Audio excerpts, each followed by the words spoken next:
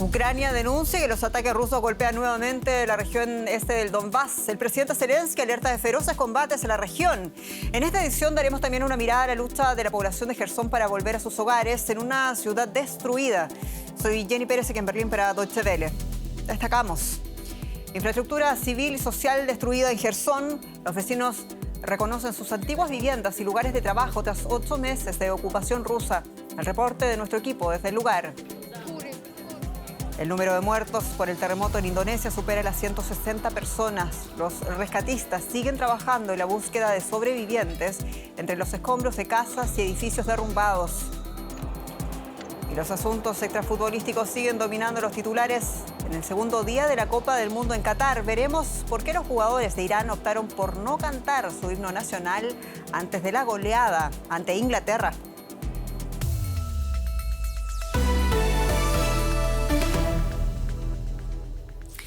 El presidente de Ucrania, Volodymyr Zelensky, ha pedido a la OTAN y sus aliados a declarar a Rusia como un estado patrocinador del terrorismo. En mensaje por video ante la Asamblea Parlamentaria de la OTAN en Madrid, Zelensky comparó los supuestos bombardeos de Rusia contra instalaciones nucleares al uso de armas de destrucción masiva. El mensaje del presidente ucraniano llega un día después de que se produjeran múltiples explosiones en la central nuclear de Zaporizhia. Ataques por los que cabe recordar tanto Kiev como Moscú se acusan mutuamente. El líder ucraniano también pidió que se aumente la ayuda para reforzar las defensas aéreas de su país, así como más sanciones contra Rusia. Y la región meridional de Jersón fue recuperada por las tropas ucranianas luego de 8 meses de ocupación rusa. Más de una semana después de la retirada de las fuerzas de Moscú, la ciudad y sus pueblos aledaños regresan poco a poco a la normalidad. Y un equipo de Deutsche Welle, encabezado por Nick Connolly, visitó la localidad de Vladonat, un lugar donde se vieron también los peores combates de la región. Esta es la ruta que lleva a Jersón, o lo que queda de ella. Durante meses, rusos y ucranianos lucharon encarnizadamente por cada metro. Al final, las fuerzas rusas colapsaron, incapaces de hacer frente a los incesantes ataques de las tropas ucranianas contra sus líneas de suministro. Pero la victoria ha tenido un alto precio. Este poblado se ubica justo detrás de las posiciones de avance ucranianas. Las casas intactas son una excepción. Este proyectil es solo uno de los peligros. Muchos están todavía ocultos. En dirección a Jersón, cruzamos lo que hasta hace una semana era la línea del frente. Soldados ucranianos quieren mostrarnos que han tenido cuidado de no afectar a civiles ni a sus hogares, al contrario que los combatientes rusos. El pueblo de Blaodatne está en mejor estado que el que dejamos atrás. Los rusos irrumpían en las casas, las vaciaban y se llevaban todo lo que encontraban. Te podían detener andando en bicicleta y simplemente te la quitaban, lo mismo con los teléfonos. En cuanto oscurecía, había que pasar desapercibidos. Si los veíamos, nos dábamos la vuelta y nos esfumábamos. La mayoría de los habitantes no pudo acostumbrarse a los combates ni a la ocupación rusa. Actualmente, solo queda una cuarta parte de la población de antes de la guerra. ¿Qué hubiera hecho con mis animales? Con mis pollos, mis cabras, mis lechones y mis vacas. Muchos se fueron cuando su marido o su esposa murieron. Primero, un proyectil mató a un hombre en una casa y 40 días después, su viuda también murió por otro proyectil que impactó en la misma casa. Nos encontramos con Irina. Trabaja en la escuela del pueblo que los rusos tomaron como base. Es la primera vez que entra en el recinto y quiere mostrárnoslo. Está claro que pensaron que habría dinero en efectivo, pero lo único que encontraron fueron nuestros documentos de la seguridad social. Se llevaron todas las computadoras portátiles, todos los aparatos técnicos desaparecieron. Irina creció aquí y hace más de 15 años regresó para trabajar en la escuela. Nos muestra un mensaje que dejaron los soldados rusos. En términos drásticos, el mensaje culpa a los ucranianos de la guerra y les acusa de haber matado a mujeres y niños. Concluye diciendo: nos veremos en el infierno, la próxima vez no se librarán de nosotros. Incluso tras pasar meses en Ucrania, algunas de las tropas rusas siguen creyendo lo que les dicen sus comandantes y la televisión rusa. Los rusos nos decían lo mismo una y otra vez. Hemos venido para liberaros. Y yo les preguntaba que de quién nos habían liberado. Mi vida estaba bien hasta que aparecieron y ahora ya no vivo. Solo sobrevivo. Intento averiguar si moriré o viviré para ver la luz de otro día. Todo iba bien hasta que llegaron. Ahora, los rusos se han marchado de verdad y la gente aquí confía en que el ejército ucraniano llegó para quedarse. Pero no solo los rusos se fueron, también los niños. Están repartidos por toda Ucrania y Europa. Pero ni ellos ni sus padres tienen prisa de volver a casa. Y en otras noticias, este día ya son 162, según cifras oficiales, los muertos por el terremoto en Java, la isla principal de Indonesia. Cientos de personas resultaron heridas. El sismo destruyó viviendas e infraestructuras y causó deslizamientos de tierra que bloquearon caminos y carreteras. En la capital, en Yakarta, miles de personas salieron a las calles a resguardarse cuando los edificios más altos comenzaron a moverse. El epicentro del terremoto se ubicó en el oeste de esta isla densamente poblada en la que viven 145 millones de personas. Conmoción y destrucción en Indonesia luego del fuerte terremoto. Muchos de quienes sobrevivieron están abatidos por las pérdidas de sus hogares y de sus seres queridos. Tenemos más de 700 heridos. Es muy difícil llevar la cuenta. Son demasiados. La atención de los heridos en la zona afectada fue muy complicada. La isla de Java se quedó sin electricidad durante horas y los cirujanos debieron posponer las operaciones. Médicos y enfermeros trabajan a la intemperie en consultorios improvisados fuera de los hospitales. Todo nuestro personal médico, incluidos los que libran estos días, deben venir a trabajar. Pero ya llegar hasta quienes necesitan ayuda es un desafío. Los deslizamientos de tierra causados por el sismo bloquearon varias carreteras. Indonesia se encuentra en el llamado Cinturón de Fuego del Pacífico, una zona sísmicamente activa en la que se registra un gran número de terremotos. Las autoridades creen que la cifra de muertos aumentará cuando los equipos de rescate logren acceder a las áreas más aisladas. Y nos quedamos en Qatar con Paco Furió. Bienvenido. Hola Jenny, así es, los aficionados al fútbol de todo el mundo tienen los ojos puestos en Qatar. Un mundial tan controvertido como costoso. Los costes ya exceden los 200.000 millones de dólares y podrían ir a más. Las inversiones de Qatar son inéditas. Los dos mundiales anteriores, en 2014 en Brasil y 2018 en Rusia, costaron menos de 15.000 millones. La Copa del Mundo aquí en Alemania en 2006 costó 4.300 millones de dólares. ¿Por qué tanto dinero ahora? 7 de los 8 estadios para el Mundial se construyeron desde cero con un coste de 6.500 millones de dólares. Luego están la nueva red de metro, autopistas, un aeropuerto, hoteles e instalaciones de ocio. Construcciones que forman parte del proyecto de inversión pública conocido como Visión Nacional de Qatar 2030. Un mundial de superlativos en un país que no llega a los 3 millones de habitantes y que apenas empieza a transitar en el mundo del fútbol. Invitamos a Carlos Cantó, CEO de SPSG Consulting, para analizar el aspecto económico de este torneo. Señor Cantó, muchas gracias por atendernos. Con inversiones por 200.000 millones de dólares, este mundial de Qatar se convierte de lejos en el más costoso. ¿Por qué han resultado tan altas estas inversiones? Hola, muy buenas noches, muy buenas tardes. Efectivamente, son cifras muy considerables. Si comparamos con otras copas del mundo, por ejemplo, la celebrada en Francia a finales de los años 90, en la cual se invirtieron 2.300 millones, o la misma Alemania, algo más de 4.000, evidentemente, y teniendo en cuenta Rusia y Brasil, como has comentado, alrededor entre 11.000 y 15.000 millones, los 220.000 millones que se espera, que se estima de inversión de Qatar, pues es una cifra realmente importante y muy considerable. Lo que hay que tener en cuenta también es que dentro de estos 220.000 millones de dólares están incluidos, por ejemplo, toda la red de metro, las inversiones realizadas también en infraestructuras terrestres de comunicación, incluso el aeropuerto. Lo que es básicamente la inversión en los estadios se estima alrededor de 7.000 millones de euros o de dólares americanos, de los cuales 6 son estadios nuevos y 2 son estadios que se están o se han reformado. Total, estos 7.000 millones en cuanto a infraestructuras de instalaciones deportivas. Unas instalaciones deportivas y una inversión que también generan un impacto económico muy sustancial para el país Qatar, que representará esas inversiones alrededor del 11% del PIB en Qatar. Hablando de estos estadios, estos macroeventos traen consigo también los llamados elefantes blancos. Recordemos el caso del estadio de Manaus en Brasil, comido ahora por la selva. ¿Se vislumbran elefantes blancos también en Qatar?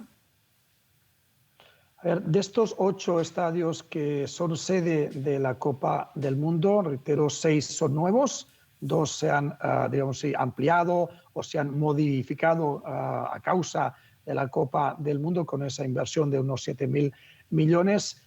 Básicamente, excepto uno, que quedará tal como está ahora, los restantes 7 serán reformados. En unos casos disminuyendo la capacidad de los estadios, en otros incluso desmontando parcialmente los estadios y en la mayoría reutilizando para otros usos esos estadios, ya sea usos deportivos de otra índole, ya sea usos sociales, educativos, incluso de fundaciones.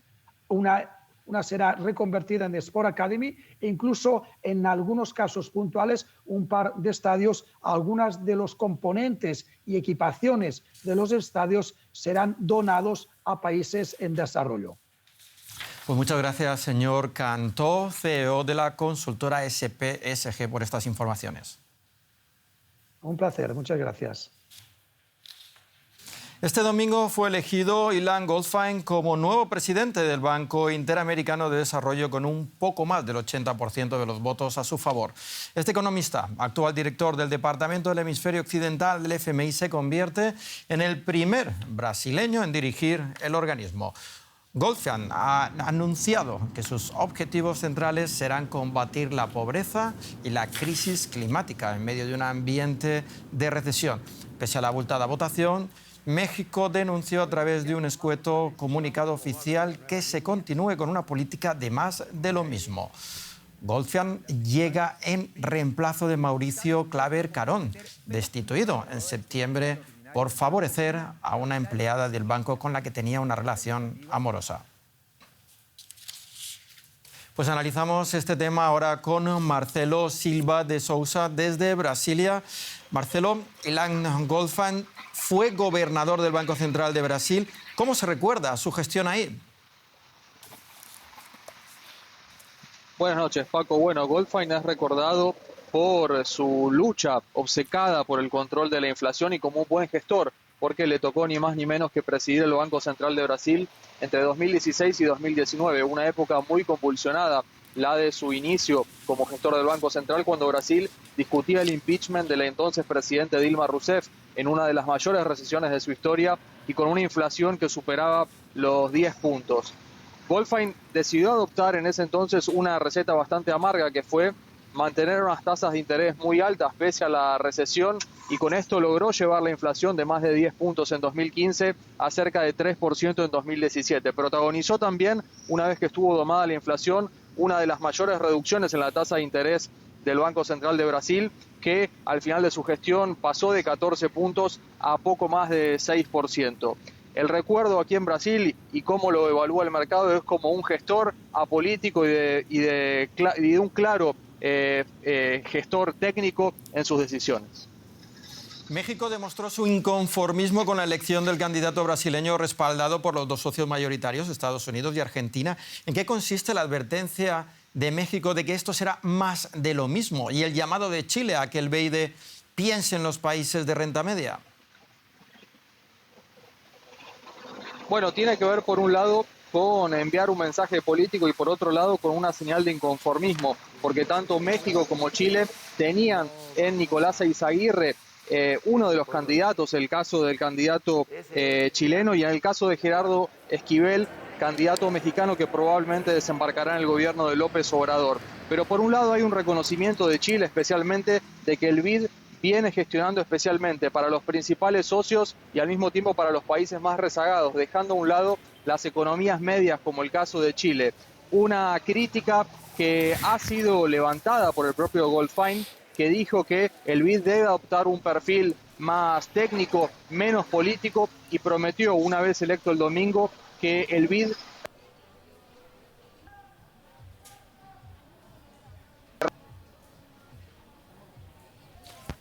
Muy brevemente, Marcelo, a principios de este año la Junta de Gobernadores apoyó reformas de modernización al BID para afrontar la pobreza y el cambio climático. ¿Qué se espera que logre Goldfein en estos 5 años? Bueno, las claves de su gestión estarán en el combate a la desigualdad y a la pobreza. Curiosamente, pese a haber sido indicado por el gobierno de Bolsonaro una agenda que va en línea con la del presidente electo Luis Ignacio Lula da Silva. Al mismo tiempo, crear las condiciones para el desarrollo de una economía verde están entre sus principales prioridades. De un Goldfein que inclusive en 2020, cuando Jair Bolsonaro estaba en el segundo año de su mandato, firmó una carta con otros economistas diciendo que no era posible en la actualidad pensar en desarrollo económico sin tener en cuenta el desarrollo de una economía verde. Gracias, Marcelo, por este análisis. Los precios del petróleo han tenido hoy un día de subidas y bajadas por los posibles movimientos de la OPEP. La bajada inicial, que dejó el barril en precios cercanos a los niveles más bajos de año, se debió a reportes que apuntaban a un aumento de producción que luego fue desmentido por Arabia Saudí. Con todo, y tras una reducción de la producción por parte de esta organización, los precios del crudo están lejos de los máximos del año. Ana Nieto, en Nueva York, ¿qué está pasando en el mercado del petróleo? Arabia Saudí ha emitido esta mañana un comunicado negando el extremo de un informe publicado esta mañana en Estados Unidos diciendo que estaría negociando con la OPEP hacer un aumento de la producción en su próxima reunión, sobre todo para deshacer las tensiones que hay con el gobierno de Estados Unidos. Hay que recordar que la semana pasada la administración Biden pidió la inmunidad diplomática para el príncipe Mohammed bin Salam por el asesinato el caso del asesinato del periodista Jamal Khashoggi, que está ahora en tribunales. Con todo, Arabia Saudí ha dicho que no hay un acuerdo previo para hacer nada, ni para reducir ni para nada. Y esto ocurre mientras que el precio del petróleo no ha dejado de caer, incluso ante el aumento de producción que se produjo en octubre.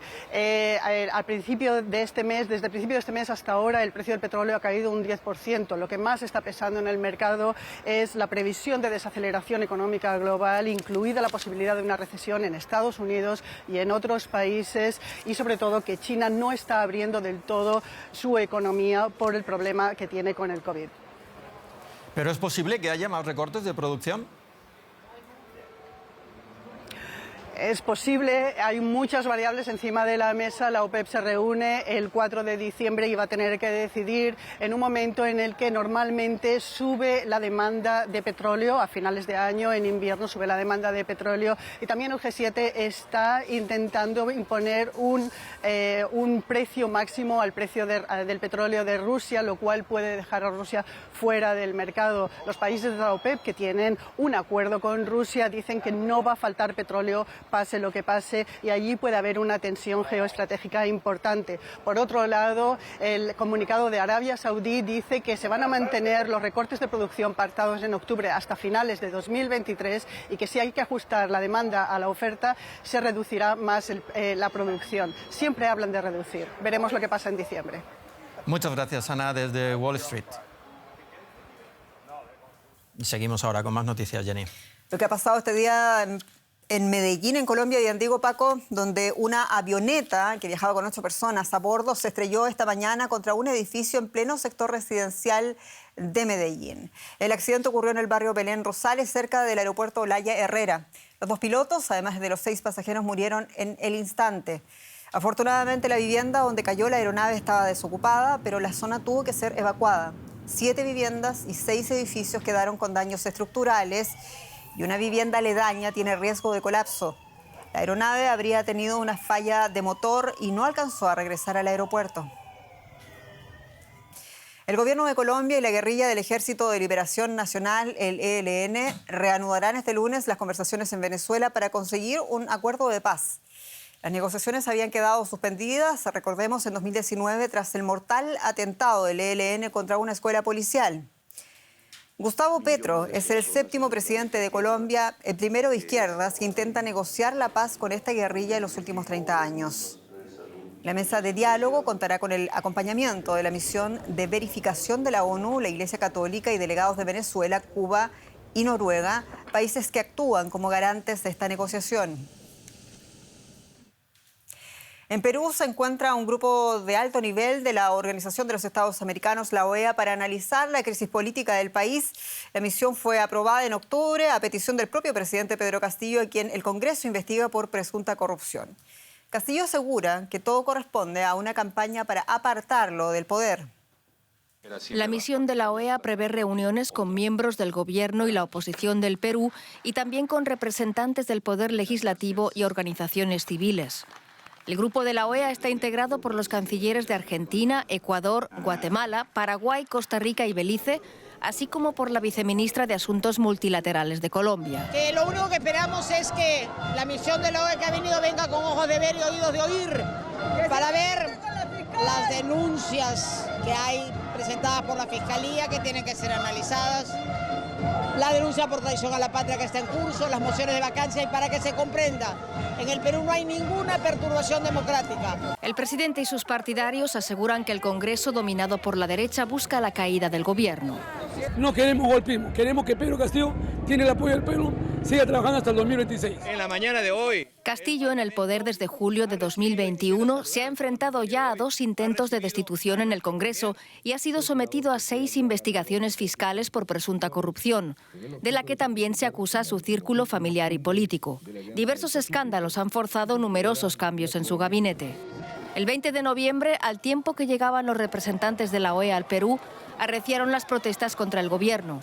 Los manifestantes trataron de derribar las barricadas colocadas por la policía para proteger el Palacio Presidencial y fueron apartados con gases lacrimógenos. Ahora la OEA prolongará hasta el miércoles sus gestiones para intentar promover el diálogo, fortalecer la democracia peruana y poner paz en una sociedad crispada por la inestabilidad política. Miles de brasileños salieron a las calles de varias ciudades de Brasil para conmemorar el Día de la Conciencia Negra, que reivindica, como vamos a ver, la resistencia contra la colonización esclavista europea. La convocatoria más concurrida fue la celebrada en la principal avenida de Sao Paulo. De allí son las imágenes. Los manifestantes desean que los temas raciales estén entre las principales preocupaciones del futuro gobierno de Luis Ignacio Lula da Silva. Cambiamos de asunto. La capital de China, Pekín, cerró varios distritos electorales, escolares, es decir, escuelas, también después de un aumento en los casos de COVID-19, y exigió a los residentes de las áreas más afectadas a quedarse en casa. Durante el fin de semana, la ciudad reportó 2 muertes por coronavirus, las primeras en el país desde mayo pasado. Nuevos confinamientos y nueva ola de test masivos. China responde así, una vez más, a la amenaza con su política de tolerancia cero. En las ciudades más afectadas, incluida la capital, Pekín, se cerraron escuelas y se limitaron las operaciones de comercios no esenciales. Urgen a la población a autoconfinarse o a demostrar que no portan el virus antes de abandonar sus casas. No puedes ir a ningún sitio, todo está cerrado, tampoco hay clientes, no puedes hacer nada. Ahora mismo no sé cómo se desarrollará. Las medidas cambian todos los días, pero aún así considero que es una buena política. Anteriores medidas de contención desataron un inusual rechazo en la población, pese a que la cero tolerancia limitó la tasa de infecciones. Esta vez, el gobierno confía en no poner a prueba la paciencia de los ciudadanos.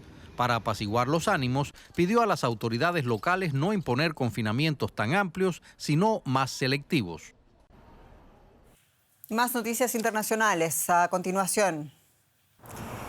Imputado por asesinato y crímenes de odio, Es la acusación formal contra el sospechoso de haber asesinado el sábado a 5 personas y herido a otras 25 en un bar de la comunidad LGBTQ en Colorado, Estados Unidos. El hombre de 22 años es considerado responsable de abrir fuego en el local antes de ser neutralizado por otros clientes del club. 2 muertos y 10 heridos es el saldo que, según el gobierno turco, dejan proyectiles lanzados desde Siria contra una población fronteriza turca. Las autoridades culpan a militantes kurdos por el ataque contra una escuela y viviendas en la localidad de Karkamis. El ataque tuvo lugar luego de que Turquía bombardeara posiciones de las milicias kurdas en Siria e Irak. Y la cápsula Orión de la misión espacial Artemis 1 de la NASA ha sobrevolado la Luna. La nave encendió sus motores a una altura de 130 kilómetros sobre la superficie de la Luna. La maniobra era necesaria para permitir que la cápsula entre a la órbita lunar en los próximos días de esta semana. La misión Artemis espera poder llevar nuevamente astronautas a la Luna en 2025. Y solo tiempo para despedirnos y agradecerles su sintonía. Soy Jenny Pérez, esto es Deutsche Welle para ustedes desde Berlín. Hasta pronto.